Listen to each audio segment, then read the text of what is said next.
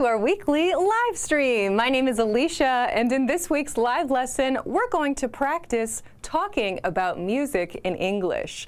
In today's live stream, we're going to talk about conversation points you can use to ask someone questions about their favorite music and to answer them. We're going to talk about vocabulary and sentence patterns you can use to talk about songs and artists you like.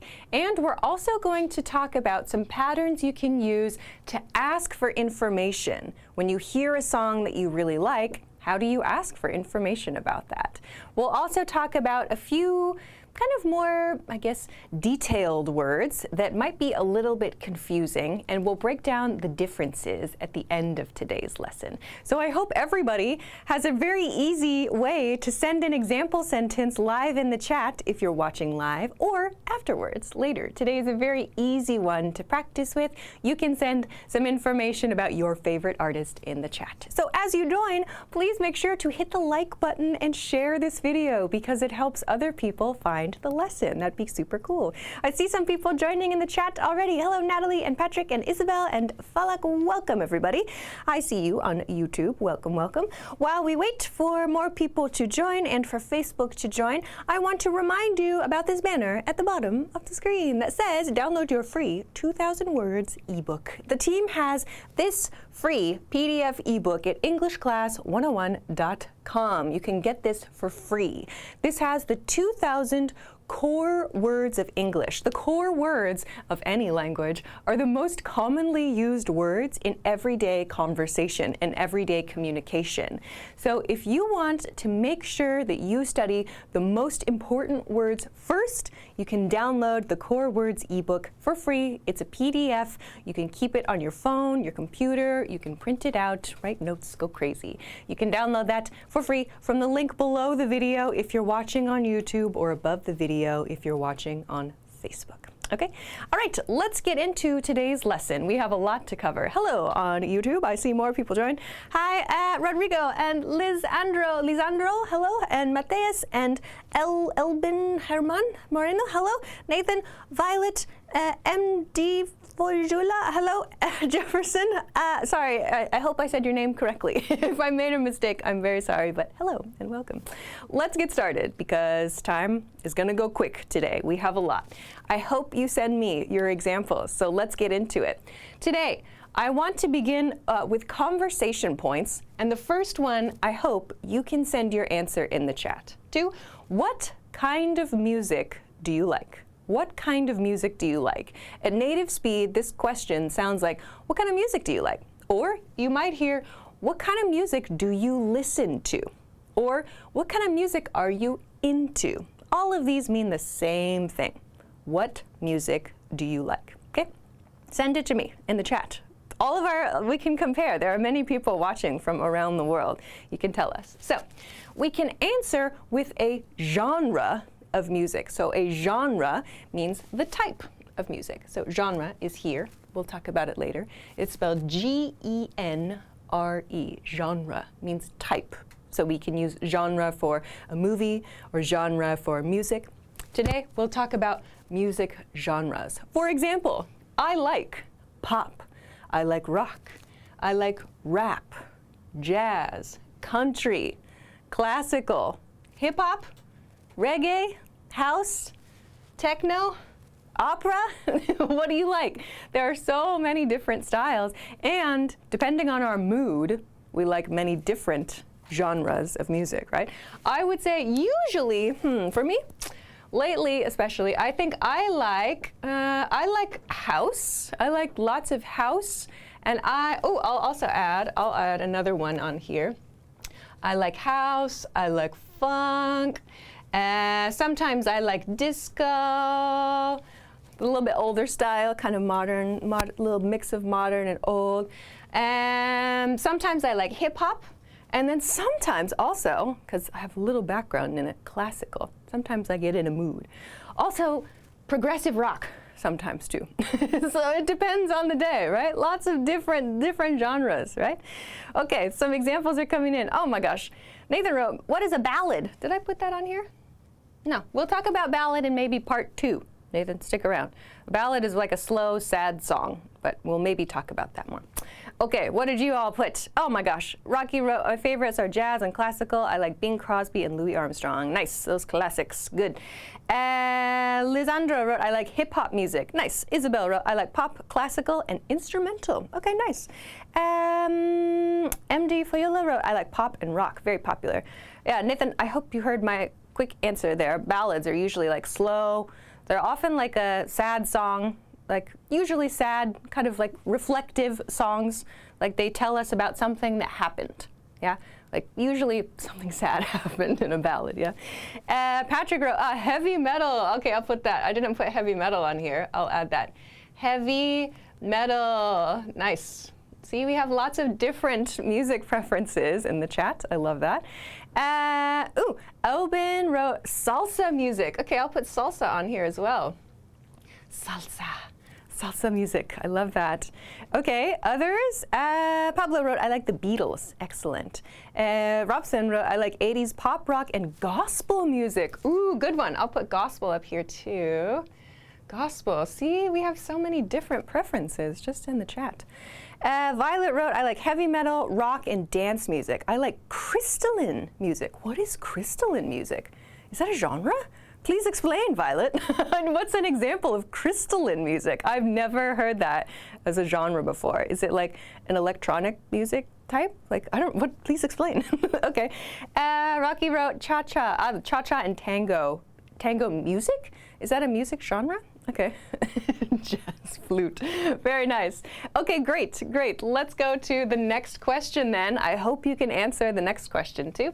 Who's your favorite singer? Or what's your favorite band? So singer is a little different from a band, right?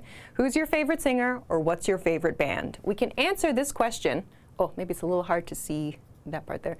But we can answer this question with I like, thanks Control Desk, I like artist name or I like band name. I like artist name or I like band name. So I like, you know, Taylor Swift or I like Beyonce. Could be a singer. Right? Or I like, what's a popular band these days? Oh gosh, I'm just gonna think of like an old rock band. I like Led Zeppelin. I like, you know, the Beatles, like someone said, right? So you can send your favorite singer or your favorite artist in the chat. Oh, I can't choose my favorite, but if I had to choose, let's see, I was thinking about this yesterday. One of my favorite singers, this is going to be really niche. Maybe some of you know it. I like Cedric Bixler Zavala. He was the lead singer of At the Drive-In and the Mars Volta. Crazy range, just crazy. The range he can sing at is so, so impressive. Like he can sing really low and really high. So we say that singer has amazing range. Yeah, he can sing like all over the place. He can sing like different characters on his albums. Such crazy, just crazy range. I think he's an amazing singer. So who do you guys like? Oh, many of you. I see a few people wrote Michael Jackson. Okay. Lisandra wrote, my favorite band is Linkin Park. Nice one. Elvin wrote, I like Iron Maiden. Very cool. Okay. Patrick wrote, I like Iron Maiden. Oh, a couple Iron Maiden fans in the chat and a couple Michael Jackson fans in the chat. We also have, let's see, Paul Diano. I'm not familiar. Who is Paul Diano? I'm not familiar with that one. Nathan wrote, I'm a fan of Morning Musume, a Japanese girl group. Ah, okay, you learned Japanese from them. That's cool, learning through music. I love that. Rosa wrote, Justin B, as in Justin Bieber. Yeah, super popular. Okay, Rocky, oh, you said you like jazz, so Bing Crosby, Louis Armstrong. Very nice. Bob Hope, Danny Kaye, Dorothy Lamour, Johnny Mercer. Okay, so older styles. Yeah, nice. Okay, cool. And then finally, for conversation point, do you like plus music genre? Do you like plus music genre? So when you first get to know somebody, you ask them, do you like rock? Or do you like hip hop? Do you like jazz? Do you like Huey Lewis in the News? Do you like, sorry, do you like music genre? So you can say, yeah, I love it, to show, yes, we have the same taste. Some of you clearly have similar tastes in the chat. You can say, I don't mind it. I don't mind it is a nice way to say, I don't love it, but it's no problem for me. Like, do you like jazz? I don't mind it. It's all right. You can say, it's okay, which means I don't like it very much. Or you can say, it's not my favorite. It's not my favorite. If someone says, do you like jazz? And they go, it's not my favorite. These are nice ways to say, I don't like that. Because the person is asking you to try to find a common point, right? So if someone says, do you like jazz? I love jazz. And you go, no, I hate it. It's like, oh, that feels a little direct in the conversation. So you can be very soft, like, it's okay, or it's not my favorite. Then that politely shows the other person, maybe something else for me, okay? Oh man, so many examples are coming in. Violet wrote, crystalline is not a music genre, I just named it. Okay, I like music and songs with crystalline sounds or voices as beautiful sounds. So do you like Elizabeth Fraser? She was the person who sang the vocals on Teardrop in Massive Attack's Teardrop, maybe? Nah? She has a real beautiful voice. I was listening to some, she was just in my head from listening to this this week. Elizabeth Fraser, maybe that's a good example. Anyway, Isabel wrote, I like Enrique Iglesias and Band El Recodo. I don't know Band El Recodo. Enrique Iglesias, very popular. Is he still making music these days? I haven't heard about him for a while. Okay. Paulo wrote, do you like Alanis? Alanis Morissette. Oh, Alanis Morissette. No joke, that was the first cassette tape, I'm aging myself here, cassette tape I bought when I was a kid. I loved Alanis Morissette's Jagged Little Pill when I was a little kid, when I was a teenager. Okay. Robson wrote, do I like funk? Not at all. Well, that's unfortunate, Robson. There's lots of good funky songs out there. Okay, great job, everybody. Let's continue then. I'll remind you very quickly about this banner at the bottom of the screen, in case you missed it. This says that there's a free 2,000-word PDF ebook you can get from the link below the video if you're watching on YouTube, or above the video if you're watching on Facebook. The team has this for free, so you can make sure you study the most important words of English first. So go check it out. You just need your name and an email address to download this and to practice the most important words. We love it. Okay, let's continue now to talking about songs. How do we explain songs that we really like, and how do we explain the emotions? There's a lot we can do here. I've made a small list of vocabulary words you can use, but like we did in the beginning, we can add some words to this together here in the chat, okay? So let's go to describing songs. The first pattern we can use is this song makes me feel plus emotion. This song makes me feel plus emotion, okay? This song makes me feel sad, or this song makes me feel happy, or this song makes me feel excited, right? Of course, there's so many feelings we can use in this pattern. This is a great way to express an emotion, a feeling you have when you listen to something. But we can also use a big list of adjectives to describe a song, okay? This song is. So that's what we'll use to talk about these patterns. So we can use this to finish the sentence, this song is, or that song is, okay? We have upbeat. Upbeat, so it feels like good, it feels happy, it feels like we're going upwards, right? We have, of course, downbeats as well. We can say that something has like a kind of downbeat sort of feel, but upbeat generally feels kind of happy, like we're going up. Yeah? A little different vibe, a little different mood. Yeah? So we can say upbeat. We can then say this song is slow. This means the tempo of the song, right? Something that is slow can be happy. Something that is slow, like a classical piece, might be very slow, but it can have, like if it's written in like a major key, it can sound very happy. But it can also be sad, right? So we can listen to the way the song is written, right? Slow does not always mean sad, right? Slow can be happy. It can be very romantic if it's slow too. There's another word we can use, romantic, yeah? Okay, then how about melancholy? I wanted to include this. This might be a new vocabulary word for many of you, right? Melancholy. So this song is melancholy. So this is, who was it? I think Nathan asked earlier about ballads. A ballad is often melancholy. So a song that tells the story maybe of like a lost love, something being lost, like a family member or something important. And then the song is often sad, and it tells like a sad story, and the way the singer says the words, feels very sad, lonely maybe, we can describe that as being very melancholy. So that's the feeling, all of these things together, the sadness, the loneliness, thinking back on something, remembering something, that has the word melancholy described to it. Nathan, ballad is a slow, sad song. Often. A ballad is not always a slow and sad song.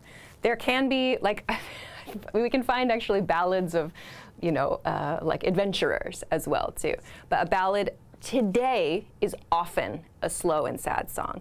I think you would find probably like in, I don't know, hundreds of years ago, there might have been ballads written of like a brave warrior. So those might be more upbeat. But today I would say ballads tend to be slower and sadder, okay? All right, Robson wrote, Michael Jackson's Thriller makes me feel as if I were a child again. Yes, many songs have that nostalgic feel, right? Very nostalgic. I'll include, I'll put just the word nostalgic here for you to reference. Nostalgic. Nostalgic. And the noun form is nostalgia. Nostalgia. It's hard to see there, sorry. Nostalgia, that means it causes you to remember a past time, like long, long ago, like your childhood, right? Something that makes you think back. Yes, Control Desk has lo-fi and hi-fi, referring to the sound quality of the song as well. Okay. Risa, hey Risa, asked, what is mellow? Good one, I'll put that up here. So a song that is mellow, for everybody who can see, M-E-L-L-O-W. Mellow is like, it's similar to something that's chill, yeah? So it's like, it's not super upbeat. It's not sad either. It's like something that's easy to listen to and that you feel you can kind of relax into. So like if you go to maybe like a lounge, like cafe, something that's like they have big, cozy, easy chairs to sit in. You can have a cup of coffee or a glass of wine, something that's just like nice in the background. It's not like jazz, like, you know, bright instruments, but it's just very kind of chill in the background. That's like mellow music, yeah? So maybe like you could hear like some lo-fi, like Control Desk suggested. Lo-fi music is often very mellow. Yeah, I hope that answers your question, Risa. Let me know, okay? All right, let's go. Oh, Patrick says bossa nova songs are melancholy and makes me feel very sad. People from your country love it. Really? Bossa nova songs are melancholy? Maybe this is from someone who does not come from a country with strong bossa nova culture. I think that we think about oftentimes bossa nova songs as kind of like a nice, almost a little bit mellow, a little bit kind of, yeah, pleasant, that's a good word for it, Control Desk. Something that we can kind of enjoy, like on the beach while we sip a drink, yeah? But obviously, maybe the most famous one is something like Girl from Ipanema, which is a bit melancholy, right? Oh, who was that? Nathan asked about a ballad. We could consider The Girl from Ipanema as a little bit of a ballad, kind of. It tells the story of a girl, you know, you see this beautiful girl on the beach and she doesn't talk to you. So maybe that's a good example of a kind of melancholy, but very mellow and kind of fun sounding song, you know? It's a little bit sad. Okay, beautiful song though, so good. Such a classic. Okay, let's talk about some others. We have funky and jazzy here. I put these two together because they might be hard to understand the difference, yeah? Funky and jazzy. Funky really has to do with rhythm. Yeah? So funky, one of the characteristics of funk is that funk, like house, lands on offbeats, right? So when we let's take like just a basic song that's written in 4/4. When the beat is like this, right? We're listening to a song like this. Funk lands on the offbeats there. So it's like that and that and that and that. So like a guitar line or a bass line that does that, has like funky tracks, like Michael Jackson was brought up. Old Michael Jackson songs use lots of like funky stuff. Jackson 5, he's lots of like really funky like lines, like Michael Jackson's like first album, Off the Wall, used lots of like kind of funky disco sounds, yeah? So stuff that lands in the offbeats, and it uses lots of like bass, like lots of cool bass. If anybody listens to like Lewis Cole today, he uses lots of that kind of stuff too. Jazz, on the other hand, jazz plays by very different rules. Well, that's not true. Jazz has a Jazz plays by the same rules as all of music, but it kind of breaks them in a special way. So it's like jazz is something that doesn't always follow a set melody, right?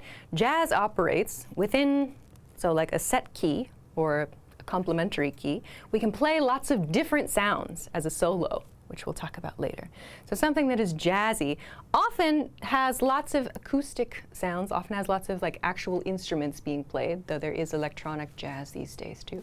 But jazzy stuff is something that sounds like it's kind of flowing. It's something that has characteristics of jazz music, like maybe trumpets, or maybe the way that like lots of brushes used in drum sets. There's lots of just kind of certain rhythm patterns and certain ways of playing solos that are not set melodies, that are characteristic of jazz, okay? All right. What genre would you consider a song with a rap in it? That's a trick question, Nathan, because there's plenty of songs that like if we go back to we referenced Michael Jackson a few times. I think the whole world knows who he is. Let's use him as an example. Like there's a popular Michael Jackson song. He dropped like raps and like hip hops into his songs. He would invite a famous rap artist to do a song or do a rap like section of his song. It's still pop, right? So like in like Black or White, for example, there's a section in there that's like a hip-hop rap section, but it's still a pop song, yeah? So we have to think about the song as a whole, okay? All right, let's talk then about the last ones, heavy, emotional, and electronic. So I think electronic is easy to understand. Who was it? Was it Violet earlier that wrote the word crystalline? That's some kind of crystal sound? Maybe you can answer, does that include electronic sounds, like beep bop, like the type? I can't play any music because copyright rules, but so if that's an example of crystalline music, maybe you can tell us, Violet. But we can talk about these two, heavy and emotional for music. Let's talk about emotional first, because emotional we tend to use for something that really has a strong like emotional story, maybe a ballad. Like we could say that Girl from Ipanema, maybe, is a bit emotional. We feel the emotions. Like the singer feels sad. This beautiful girl on the beach, like she doesn't see me, right? We feel the emotions of that song, yeah? So something that makes us feel emotions, we can describe as emotional. Usually we use this to talk about kind of sadder emotions, but it can be happy too. Like, oh, that song, it's so beautiful, so emotional.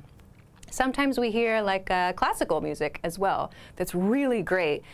When we understand the story behind the piece, we can feel the emotions in the story. So like Scheherazade, if anybody listens to classical music, Rimsky-Korsakov's Scheherazade is a great example of incredible storytelling and very emotional scenes that's entirely done instrumentally. Beautiful work. Heavy, on the other hand, heavy tends to mean something that is emotional and very deep and sad.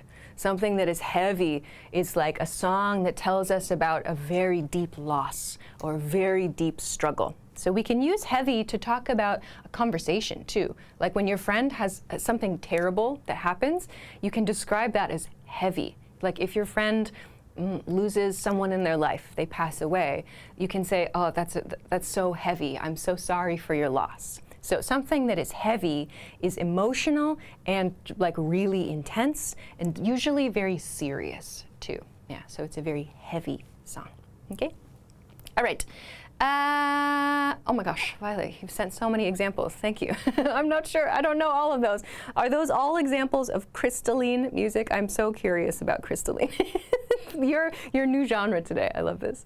Okay, let me continue. Thank you, everyone, sending examples. I got to wrap it up because, as always, I'm talking too long.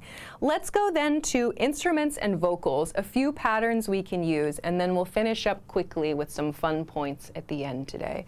So instruments and vocals. I have 4 patterns you can use to talk about a specific instrument or the vocalist's abilities. So the first one is the instrument solo in that song is amazing. So here, choose the instrument. This could be saxophone, this could be guitar, this could be oboe, this could be violin, whatever. The instrument solo. Please note this word, solo. Solo means only one, right? So that's at a time in the song where the only thing playing, or the focus instrument, is this one. So like a lot of people like the guitar solo in Freebird. Everybody says, oh, that's so amazing. That's a really popular one, right? So when we talk about a solo, it means that instrument is the focus. We can also like use this to talk about a singer, like as a soloist. We can say that like an opera singer is an amazing, soloist, to say they're a very strong singer alone, right? So like the lead in an opera is usually an amazing soloist, okay? Then let's talk about this pattern. This song has a great bass line. This song has a great bass line. Here, I want to talk about this part, line. So the line in a song is like a repeating pattern in the music, and we often see this in bass lines. So yes, we can say, that there's like a guitar line, I suppose, but we often use this word with bass. If you don't know bass, it's that really low, really low level kind of thing that's sometimes very hard to hear. It looks, for an electric bass, it looks like a guitar.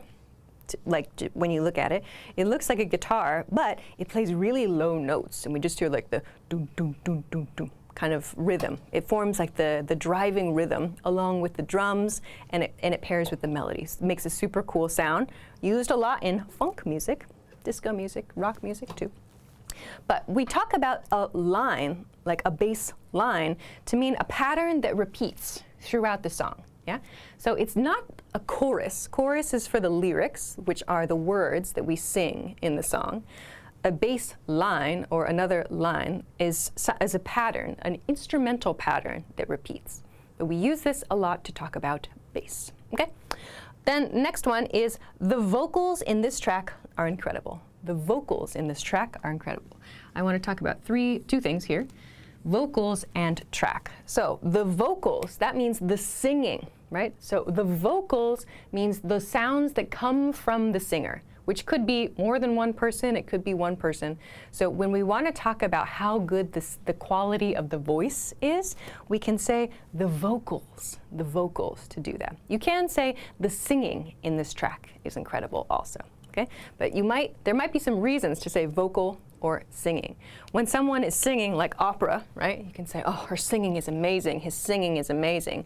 Vocals, though, sometimes there's like no words. Maybe it's just like I don't know, like Gregorian chants or something. You're like, ooh sounds, ah sounds. Maybe those vocal sounds are really beautiful together in a choir.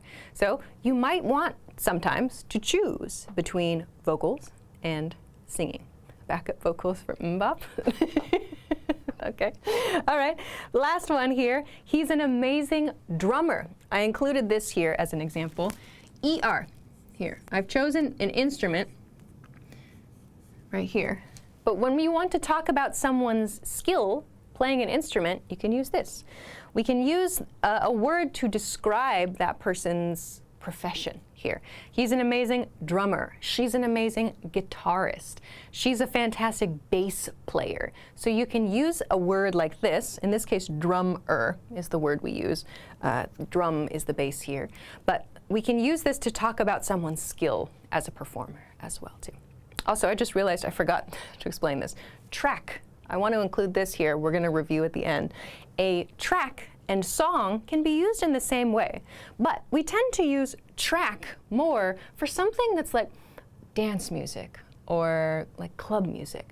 Like we don't often say, well, that's not true. We can say that a song is played at like a club or a lounge, but it's more commonly used to say a track in that situation.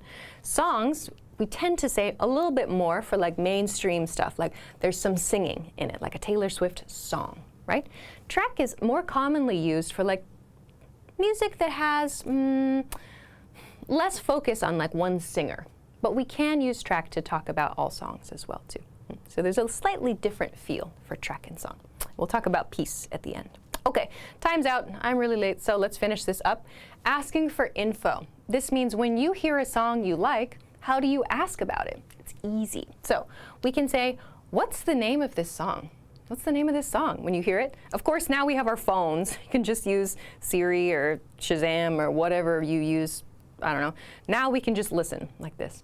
But that doesn't always work. So sometimes if you like to go to clubs and like music festivals, you can say track ID. That's one way to say it. But if you're with your friends and you can't find the song on your phone, what's the name of this song? And they'll say, it's song by artist. It's Single Ladies by Beyonce, right? Probably nobody needs to look that song up.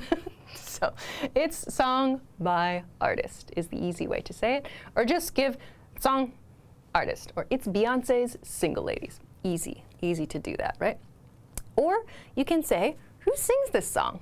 Who sings this song? Because sometimes you know the song. You don't need the song name. You just go, wait, who's the singer? Who sings this song? Note the S here. Who sings this song? And you go, oh, it's Beyonce. It's Beyonce.